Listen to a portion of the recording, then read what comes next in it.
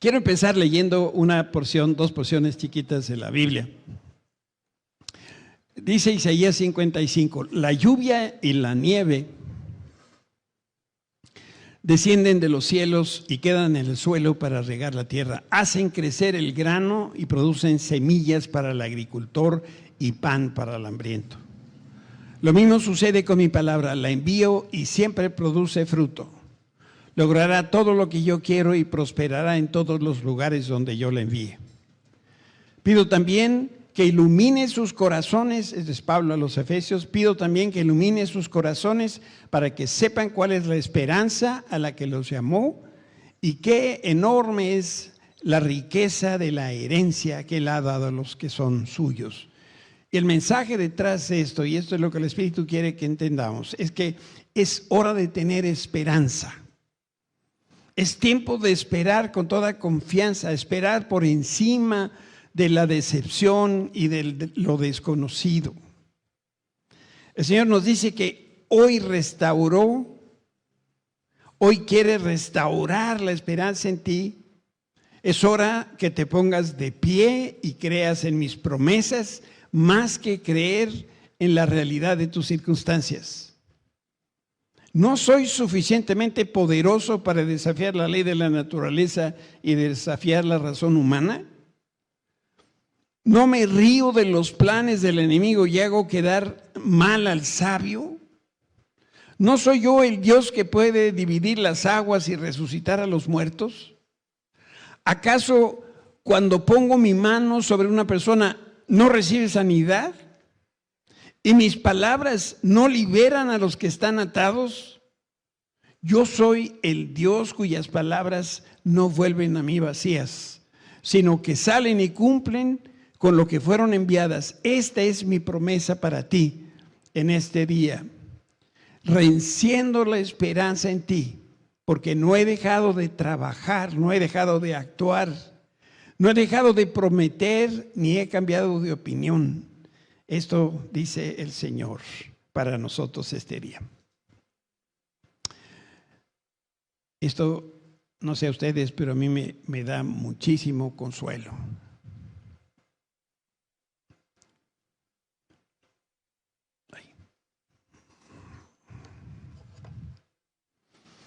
Esa es la última plática que tenemos acerca de David y Goliat.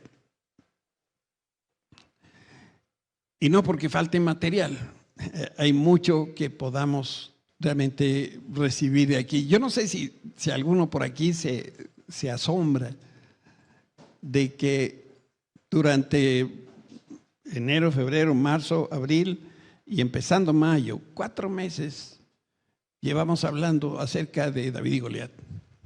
Y cómo la palabra de Dios es rica. Y podríamos seguir hablando del tema durante mucho más tiempo. La Biblia dice que nosotros escudriñemos la Escritura, que es lo que intentamos hacer estos domingos. Al leer la Biblia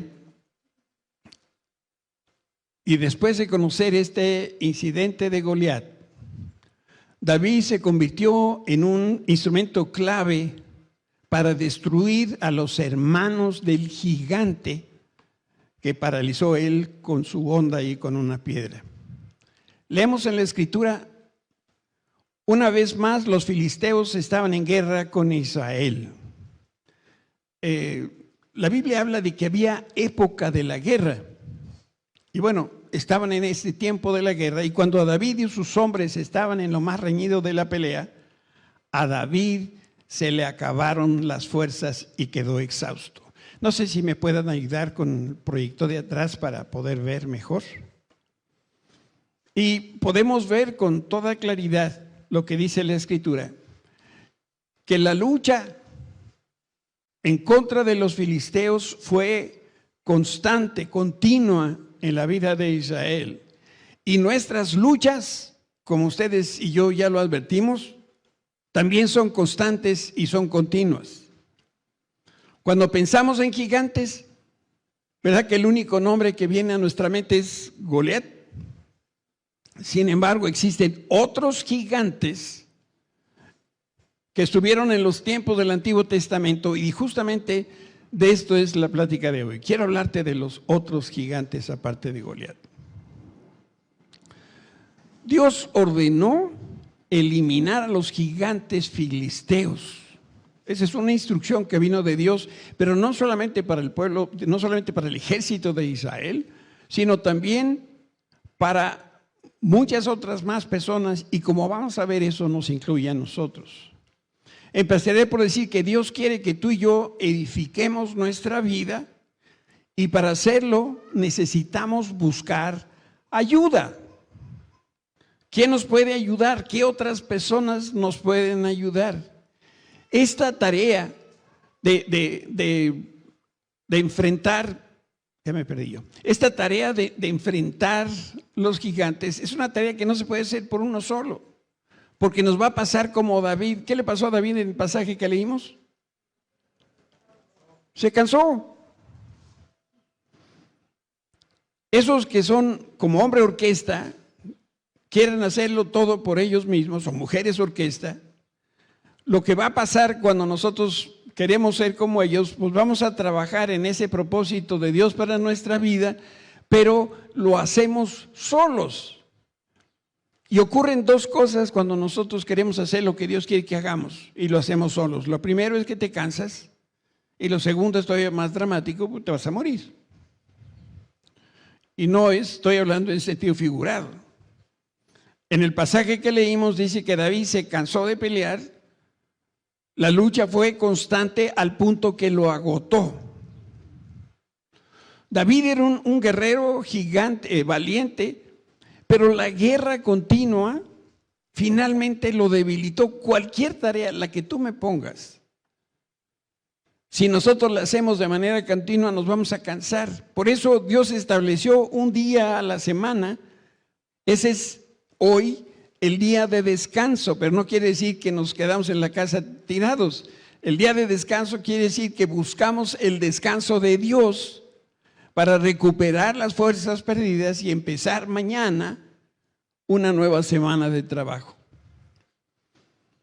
No es pecado sentirse cansado si tú has trabajado con excelencia. Todos los que se empeñan en alcanzar las metas de Dios se van a cansar, es natural. Lo que sí es pecado es dejar de cumplir el propósito de Dios por estar cansados.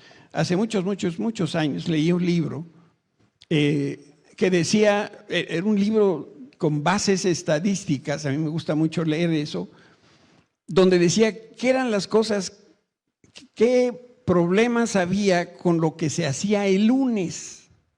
Y yo no sé si ustedes lo saben, pero la industria automotriz, al menos en aquel tiempo, marcaba cuáles eran los automóviles hechos en lunes.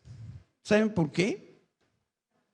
Porque cuando se hacían en lunes salían malos.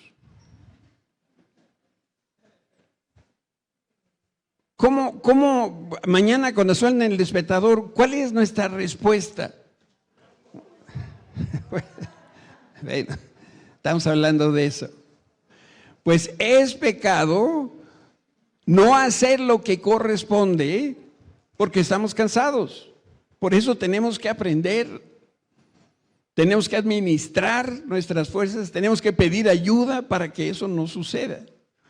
Y yo te invito al cine y a cenar con toda tu familia si me dices otro nombre o el nombre de otro gigante aparte de Goliat.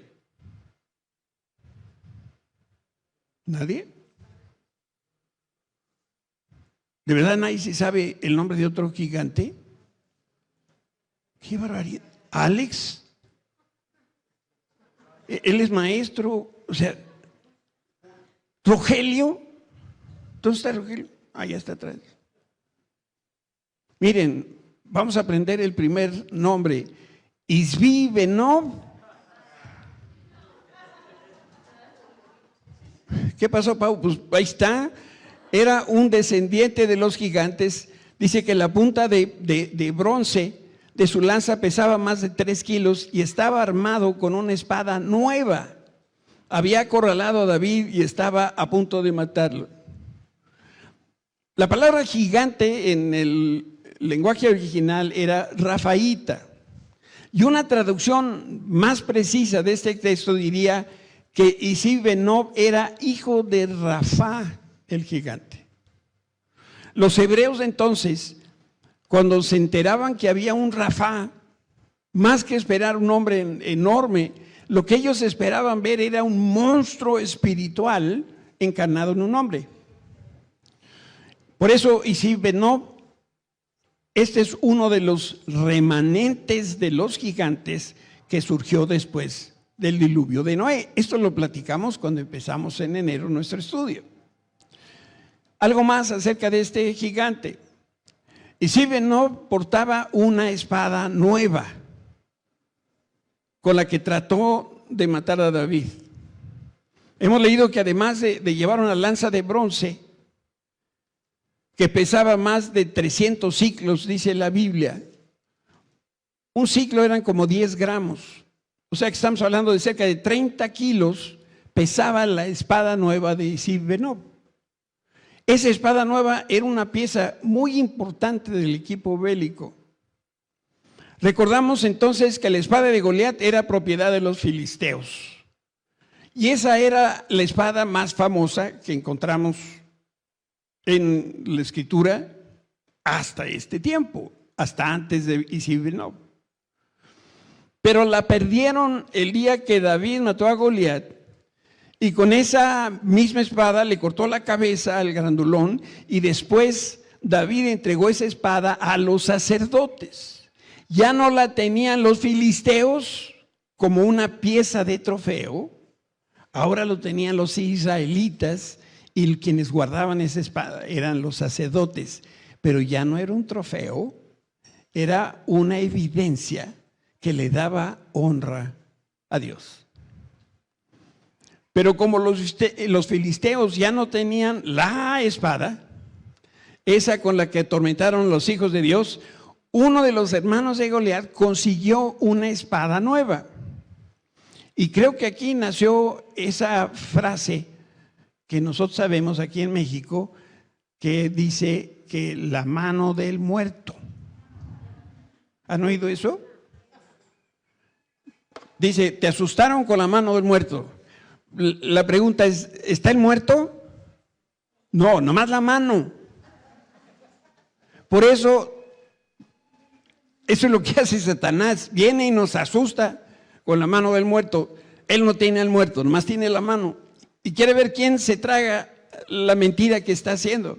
Es lo que pasaba con las espadas. Aquí está la espada de Goliat. Y el pueblo de Israel, ahí está la espada.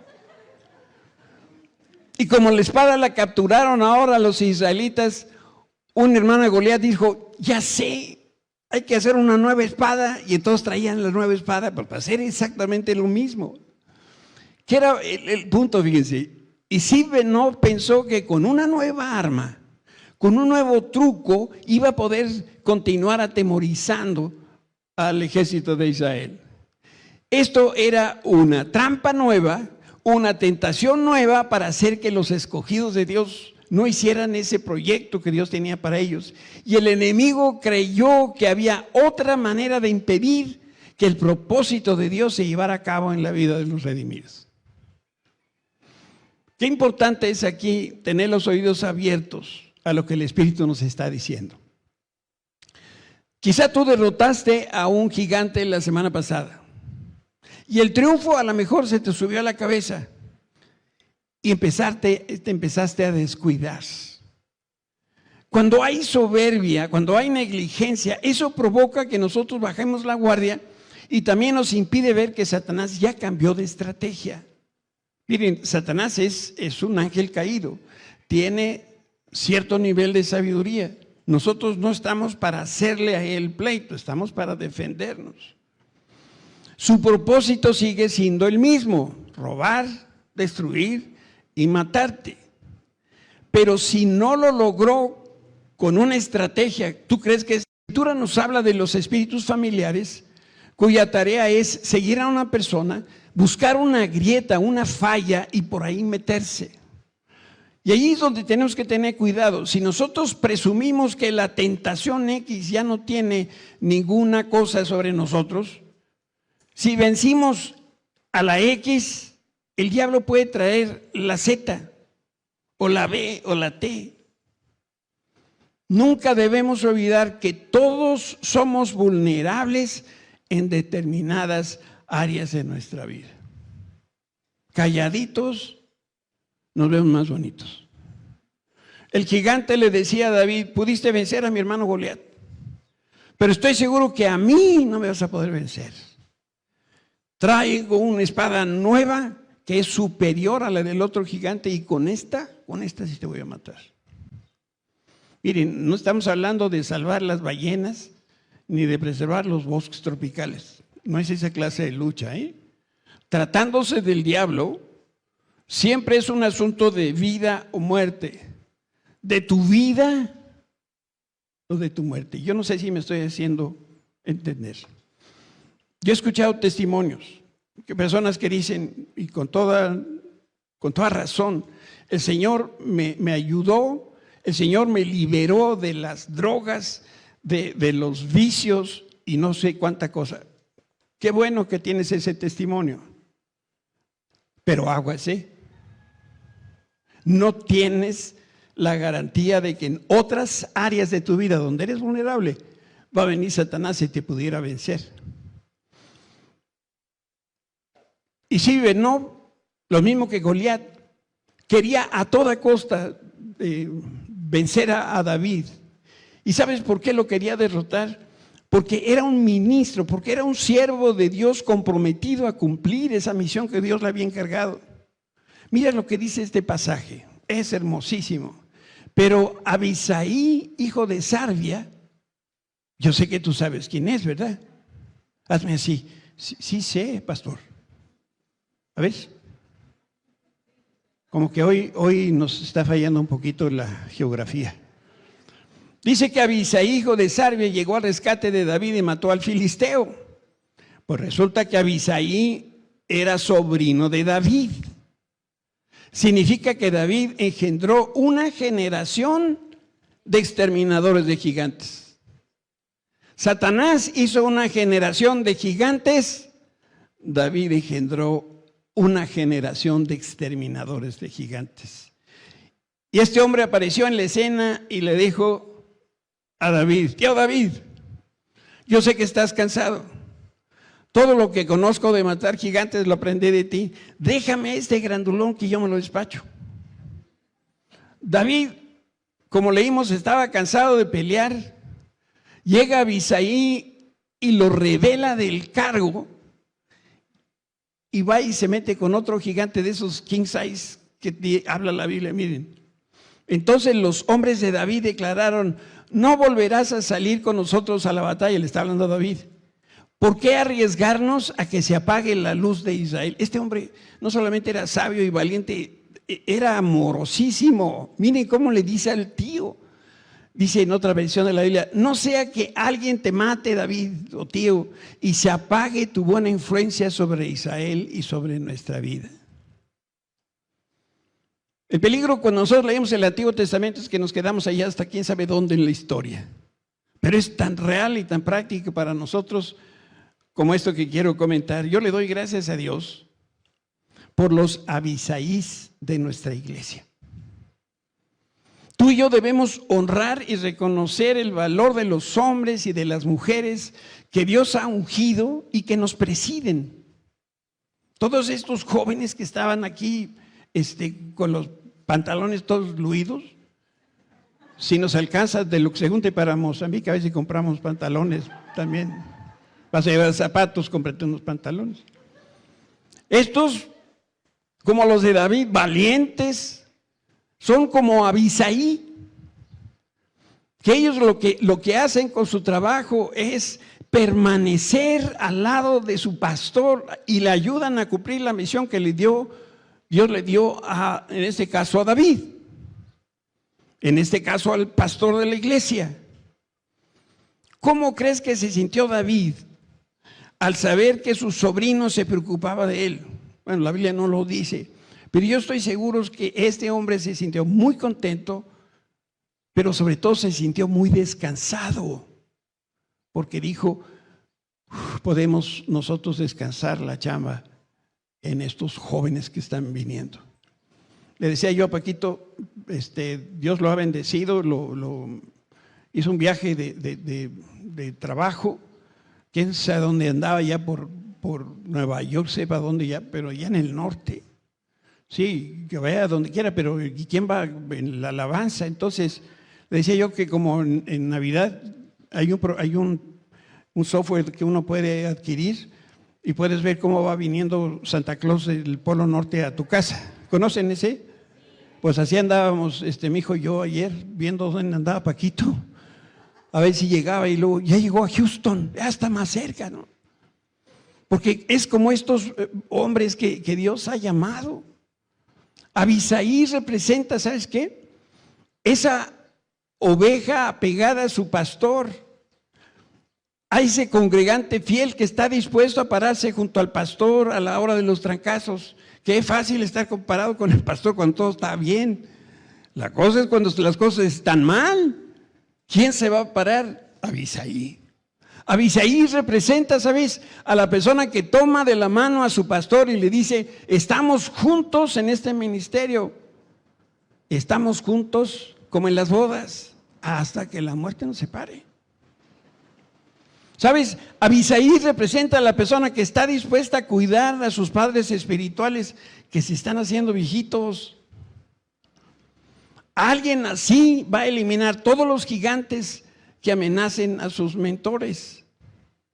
Abisaí representa a la persona que usa sus labios para honrar a su pastor y a la que utiliza sus manos para ayudar a concretar la visión que Dios le dio a su pastor. De eso estamos hablando. David estaba cansado, ya había hecho su parte, tenía más edad, venía ahora una siguiente generación de gigantes, pero también de hombres de Dios que se iban a confrontar uno con el otro. Yo quiero aquí abrirte mi corazón y decirte que yo tengo una cicatriz muy fea ahí en el corazón, porque algunas personas con las que iniciamos este ministerio se fueron una por una. Y una por una me dijeron lo mismo. Casi voy a leer textualmente lo que me dijeron. Yo estaré en Oasis hasta que Dios quiera. Y después se fueron de la iglesia. Yo te pido por favor que le digas a tu esposa, yo estaré contigo hasta que Dios quiera. Y te vas con otra persona. Pues es que Dios ya me dijo que me fuera. ¿Verdad que esto no es así? La Biblia nos dice que Eliseo le dijo a Elías, yo estaré contigo hasta que Dios me lleve a otro lugar. La Biblia nos dice que Timoteo le dijo a Pablo, yo estaré contigo hasta que Dios me lleve a otro lugar. Josué no lo dijo a Moisés, yo estaré contigo hasta que Dios me lleve a otro lugar. Ni siquiera David le dijo a Saúl, yo estaré contigo hasta que Dios me lleve a otro lugar. ¿Y dónde que David quería? Tenía un jefe que era Saúl, que era tremendo. Yo no sé si estas personas hicieron bien o hicieron mal. Lo que sí te puedo decir es que Abisaí estuvo dispuesto literalmente a morir por su esposo. Tú estás, levante la mano los que están casados, no le bajen, ¿eh? ¿Estarías dispuesto a dar tu vida por tu cónyuge? Baje tu mano. Esa clase de relación es la que debe haber entre una oveja y un pastor. Hasta que se muere la oveja o se muere el pastor. ¿Sabes? Los gigantes nunca desaparecen. Y como es tu experiencia y la mía, los problemas tampoco. Te voy a leer aquí un pasaje que encontramos ahí en 2 Samuel 21. Después hubo otra batalla contra los filisteos en Gob. Mientras peleaba, Sibecaí de Usa mató a Saf. ¿Ves recordando, Pau? Saf, otro descendiente de los gigantes. Durante otra batalla en Gob, el Anán, hijo de Jair de Belén, mató al hermano de Goliat de Gat. El asta de su lanza era tan gruesa como un rodillo de telar. En otra batalla contra los filisteos en Gat se enfrentaron con un hombre enorme que tenía 6 dedos en cada mano, 6 dedos en cada pie, 24 dedos en total, que era también descendiente de los gigantes. Pero cuando desafió a los israelitas y se mofó de ellos, lo mató Jonatán, hijo de Simea, hermano de David. Y estos 4 filisteos, más Isibenob, son 5 gigantes descendientes de Gad, pero David y sus guerreros, ¿qué hicieron? Los mataron. David mató a Goliat y los valientes de David mataron a Isibenob, a Asaf, a Lami y ese hombre que tenía 24 dedos. Te digo lo que yo veo en este relato. Satanás está dispuesto a emplear cualquier estrategia y cualquier arma para impedir que se cumpla el proyecto, el propósito de Dios en tu vida y en mi vida. Esos problemas que tú tienes, esas adversidades que estás enfrentando, es Satanás ahí diciendo: esto es para que no cumplas el propósito de Dios. Pero si con la ayuda de Dios nosotros logramos vencer a un grandote, pues el enemigo va a enviar otro más grandotote que va a tener más dedos de lo que te puedes imaginar. O sea, vences a uno y el que viene está peor con él. Vamos, rete peor. Y entonces la guerra se hace cada vez más complicada. Algunos están pensando que esta cosa se acabe, esto que estamos viviendo, para irse, no sé, a Cancún 6 meses o alguna cosa así. Esto no se acaba. Lo que esto nos enseña, esta palabra que estamos hoy compartiendo, nos enseña que al contrario, debemos estar listos porque a la guerra que estamos viviendo se viene otra más grave. Leyendo sobre las circunstancias, las afectaciones que tiene la humanidad de este tiempo, un comentarista decía lo siguiente: nunca me había puesto yo a pensar que las principales guerras del hombre han sucedido por discriminación. Y algunos han visto la guerra de Ucrania como una nación, la rusa, quiere deshacer, quiere eliminar la cultura de Ucrania. A la gente de Ucrania la quiere borrar. Esta película ya la vimos. La Segunda Guerra Mundial, un loco quería eliminar al pueblo de Dios, al pueblo judío. ¿Saben dónde está hoy el señor Biden? Está en Asia, con India, Australia y Japón, para hacer y robustecer una alianza de los asiáticos. ¿Saben? Se ha desatado una persecución a los asiáticos. ¿Por qué? Porque la gente, un grupo de gente, los ve como menos.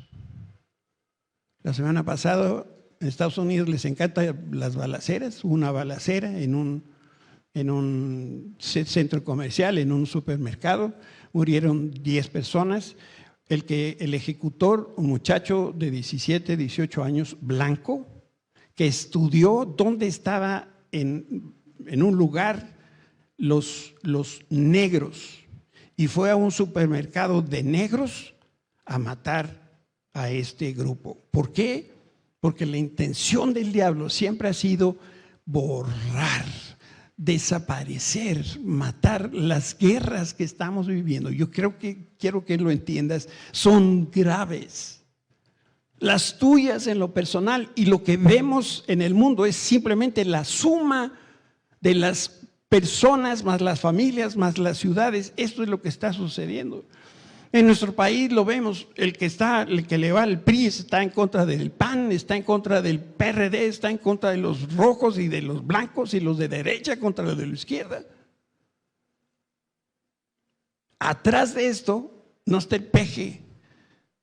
Atrás de esto está Satanás, que está utilizando lo peor que hay en nosotros para poder deshacer, para arrasar con el pueblo mexicano.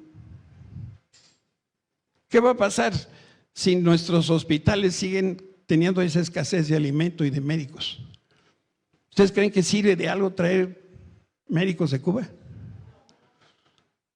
Y no estoy hablando de política, estoy hablando de una estrategia diabólica. ¿Para qué? Para destruir a nuestra nación, para que el propósito que Dios tiene para México no se realice. Cuando nosotros leemos en 2 Samuel 21, leemos cómo el reinado de David se estaba dando y hubo hambre, dice la Biblia, por 3 años. Y el Señor le dijo a David, el hambre ha venido por causa de Saúl y de su familia. Ellos asesinaron a los gabaonitas. Y entonces David interviene, arregla el asunto. Los gabaonitas, que no eran parte del pueblo de Israel, pidieron que le entregaran a Saúl 7 de sus hijos. Después los oficiales de David lo relevaron de sus obligaciones y después David hizo un sacrificio a Dios y le dio gracias por la fidelidad y esa actitud de acción de gracias a Dios lo plasmó en este pasaje.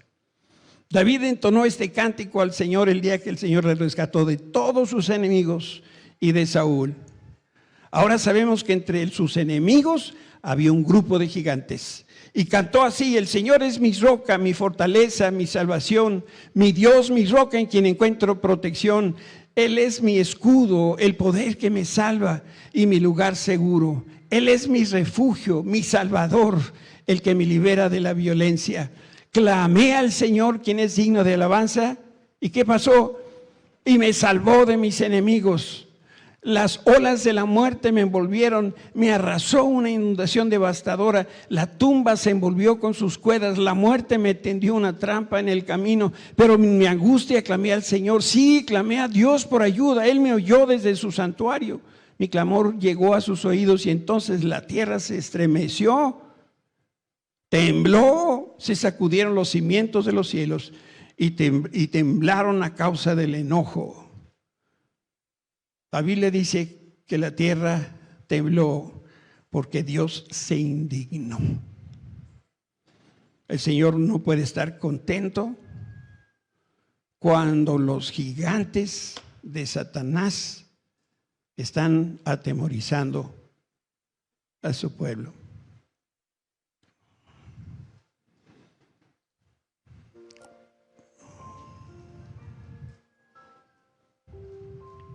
Ahí voy.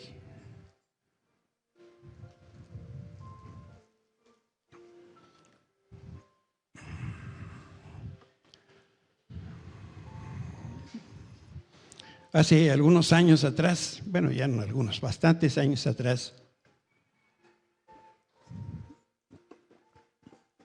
Dios nos permitió llevar a 500 niños de campamento. Bueno, no eran 500, pero parecía un ejército poderoso de chamacos. Nos los llevamos una semana de congreso a quién sabe dónde, por allá por, ¿dónde? Mazagua.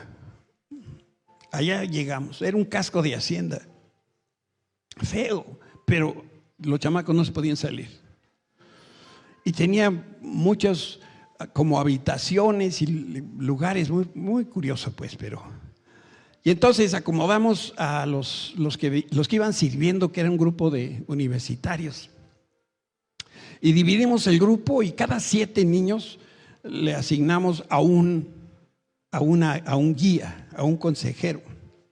Y dividimos así, creo que como 200. 300, eran un chorro. Y ese campamento, hablamos de David, hablamos de Goliat. Un día en particular del congreso, mi hija Lore y otros de los muchachos hablaron de sus propios gigantes. Y a mí me tocó hacer el llamado al final para los niños. Los gigantes de los niños no son como los gigantes de los jóvenes ni de los adultos, pero no por eso dejan de ser gigantes. Así que sin pena ni gloria, yo ahí a los niños y a los muchachos les abrí mi corazón y les platiqué de uno de mis gigantes cuando yo fui niño. Y es que yo me hacía pipí en la cama. Tenía 10, 11 años y yo continuaba con ese problema. Y eso me atormentaba, me avergonzaba. Yo no me podía ir a dormir a casa de mis primos, no me podía ir a dormir a casa de otros cuates. Y era un motivo siempre de discusión, particularmente con mi mamá. Y yo estoy dando mi testimonio y en la parte de atrás veo un gordito así como yo. Y cuando escuchó lo que dije, abrió los ojos así como plato y dijo, ¿what? Después invité a los niños a pasar al frente y les pedí a los consejeros que se pararan aquí adelante, porque varios estuvieron hablando de sus gigantes cuando eran niños. Así que había el que su gigante, no sé, fue uno que me recuerdo estaba gordita y todo el mundo la boleaba. Otro que decía mentiras. Otro que tenía miedo de la noche, miedo de la oscuridad. Otro que robaba en su casa. Otro que se sentía solo. Y ese chiquito con problemas de inundaciones nocturnas, pues vino conmigo. Y yo recuerdo que nos abrazamos y lloramos y oramos también. Ya te dije que era uno de mis gigantes. Y gracias a Dios ya se fue. ¿Verdad, mija? Ya. Sí. Certificado ante notario, todo. Yo te quiero preguntar esta mañana que hablamos de gigantes y de problemas y de guerras y de David y del tío y del sobrino. ¿Te gustaría deshacerte de veras de tus gigantes ahora mismo? Dime, ¿sí o no? ¿Sí? Si aquí hay personas que tienen problemas de identidad de género, de inmoralidad sexual, de adicciones, de adulterio, de robo, de pornografía, de procrastinación, de flojera, te quiero dar un consejo. Pide ayuda. David recibió la ayuda de Abisai. Sus soldados le dijeron, David, te necesitamos. Así como vas haciendo lo que estás haciendo, no vas a llegar, te van a matar. Decían ellos, la luz de Israel, imagínense qué amor había para su líder, la luz de Israel se va a apagar. Así que lo relevaron para poder ayudar a David. Lo que tú tienes que hacer es decir en tus propias palabras, pastor, estoy confundido, no sé qué soy. Siento atracción por personas del mismo género. No puedo romper con esta relación de adulterio que tengo. Las adicciones me tienen esclavizado. No termino lo que empiezo, mi vida es un desorden. No trabajo, no soy productivo y las deudas me están ahogando. No puedo con mi problema, estoy cansado y quiero tirar la toalla. Abre tu corazón y di lo que te está pasando. Nosotros debemos tener la confianza de acercarnos a Dios, pero también poderle hablar a nuestro gigante y decirle como David, yo no vengo con espada ni con lanza, yo vengo en nombre del Dios de los ejércitos celestiales, el capitán en jefe de los ejércitos de Israel, y en su nombre yo te voy a destruir. Si quieres consejo, busca a Susi, busca a Gaby, busca a Goma, búscame, escríbeme. Por ahí está un correo. Ahorita lo busco. Ahí voy.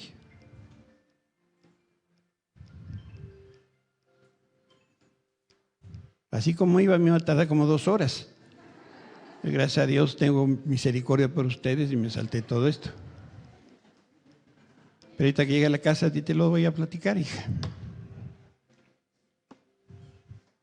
Le voy a pedir a estas personas con quienes pusimos en contacto, estos ministros jóvenes, que vengan aquí y se paren.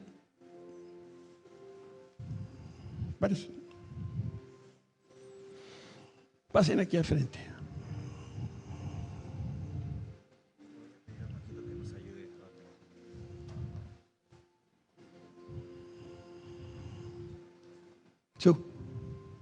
Tú sí.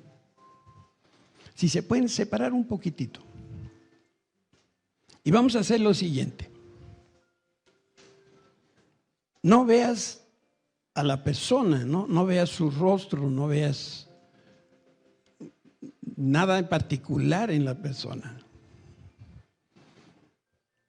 Piensa de él, lo que son ministros, siervos de Dios. Y dile, Fer, ora por mí. Es todo lo que le tienes que decir. No necesitas decir más nada. A ese teléfono o a esa dirección me vas a escribir. Y vas a decir, pastor, quiero una videollamada contigo. Con mucho gusto y hablamos de tu problema. Pero hoy queremos orar. Y entonces Fer va a orar. Y su oración también va a ser algo muy sencillo. En el nombre de Jesús, declaro que este gigante ha quedado derrotado el día de hoy. En Cristo Jesús, amén. El que sigue. Si tú tienes un gigante y te quieres deshacerte de él hoy, ven aquí adelante y ve con alguno de estos ministros para que ore por ti. Sale de tu lugar y ven para acá.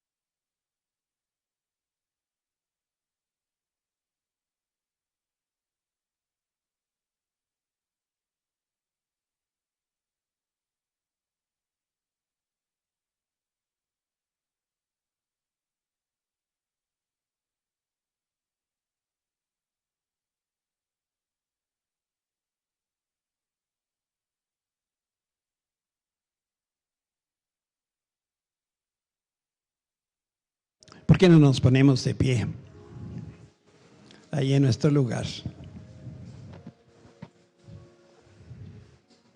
Vamos a darle gracias a Dios por este momento, por esta victoria que nos ha dado. Si ustedes pudieran ver aquí al frente, quedaron todos esos gigantes ahí tirados sin cabeza. Y a partir de hoy empezamos a vivir una vida de libertad. Gracias, Señor, por la oportunidad que nos das de ser instrumentos en tus manos para llevar salvación, para llevar victoria sobre cualquier gigante, Señor, que nos tenía intimidados, que nos tenía asustados, que nos tenía congelados, como estaba el ejército de Israel. Gracias porque hoy es el día 41. Ahora ya no va a salir Goliat a gritar, ni a amedrentar, ni intimidar, porque Cristo ganó esta batalla y nosotros somos libres en ti, Señor. Recibe la gloria y la honra, solamente que tú mereces. En tu nombre lo pedimos.